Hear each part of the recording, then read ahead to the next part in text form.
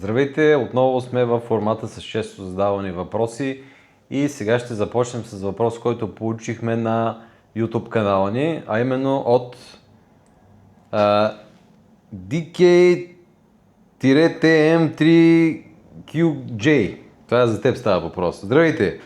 Да ви попитам нещо относно входящия въздух. Питайте, имаме заложени двойни коминни тела и се чудя, ще има ли някакъв проблем едната камина да я използвам за комин, а втората за свежия въздух.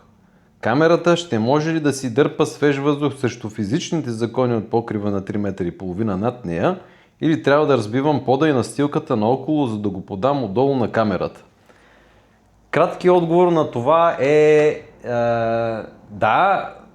На теория, на практика не съм много сигурен, тъй като за да сработи това нещо, както го наричате вие, против физичните закони, аз първоначално мислих, че това нещо не работи, да дърпа въздух от горе надолу, обаче като го направих и се работи. Там е работа, че фирмата, с която ние работим, Вилпра, дори продава точно такъв комин, който е с три тръби с различно фива една в друга.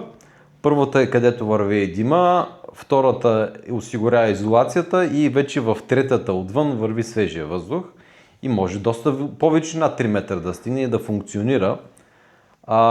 Една компания, която продава немски комини в България, обаче ние не сме и официален представител, също има такъв вариант, където продават един доста по-голям такъв блок. В едната половина имате комина, в другото един квадратен отвор за свежия въздух и това е отново цяла система и отново работи по начина, по който обясних, иначе казано от горе надолу да може да използвате свежия въздух. Обаче това, което мисля, че имате вие при вас, е едни такива много ефтини коминни тела, които са квадратни и ги продават навсякъде тук и може и да сработи това при вас, стига да е изидано много плътно, да няма връзка между двете отделения, между там, където сложите комина и там, където ще използвате свежия въздух. Но големият проблем с тия коминни тела е, че те са квадратни. В този квадрат не е хубаво да пътува комина. Искате свежия ви въздух да сте сигурни, че е отделен от дима. Но може да пробвате дали работи. Просто трябва да направите отгоре отвор в коминното тяло, което ще използвате за свеж въздух за малко по-ниско, да го направите този отвор, задължително да не е на едно ниво с комина, там където излиза комина, и да направите отвор долу и да видите какво ще стане.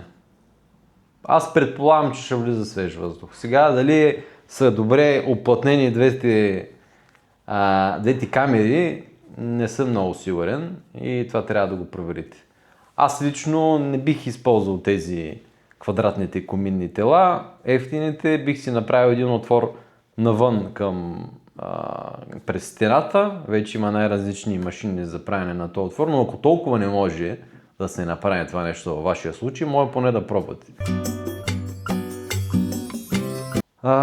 Други въпроси за тази седмица има ли? Не, аз не съм майстор, аз не мисля, че някой, който си нарича себе си майстор, може да е майстор. Майстор за мен е нещо, което се опитваш да стигнеш, независимо дали си готвач, дали си музикант, дали се занимаваш с каквото и да е, което и където използваш ръцете и ума си. Майстор е нещо, което ти казват хората за теб. Някой, който се нарича себе си майстор, аз съм майстор, тези двете златни ръце и така нататък, това са хора, които вървят точно в обратната посока. Майстор за мен е стремеж и по-скоро нещо, което сам не може да достигнеш. Ти цял живот се стремиш към това нещо. Цял живот се стремиш всяка следваща работа, която правиш, да е по-добра от предишната, която си направил.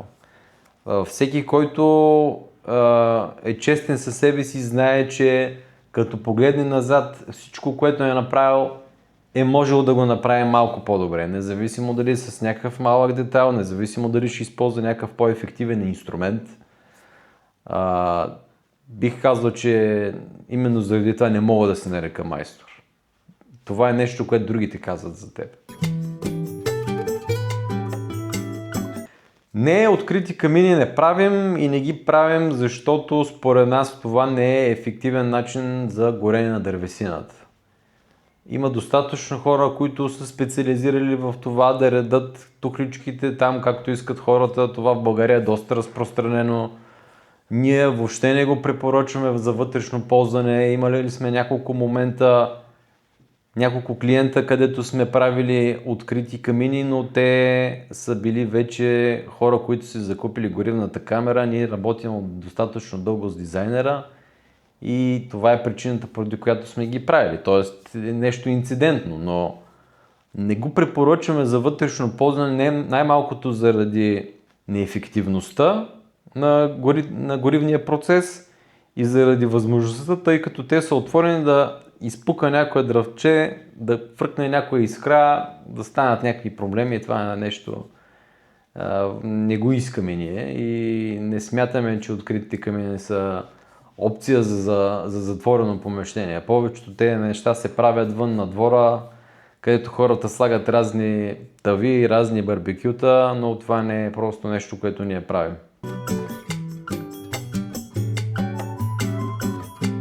Печки, камини продаваме, да, разбира се, дори бих казал, че това е изключително разпространен начин и форма на отопление в Швеция.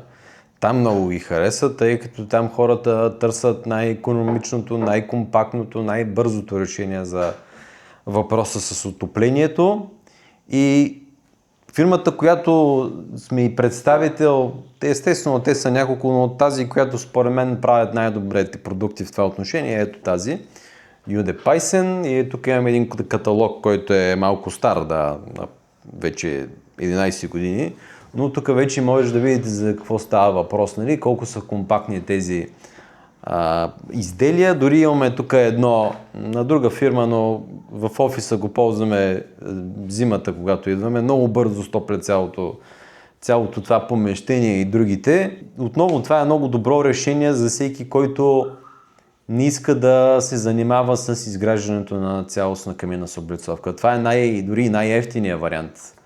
Като се замисля, каминна печка не струва кой знае колко повече от една горивна камера, но така спестявате пари от изграждането на цялата изолационна камера, после облицовката с камъните, вече всеки кой както си я харесва.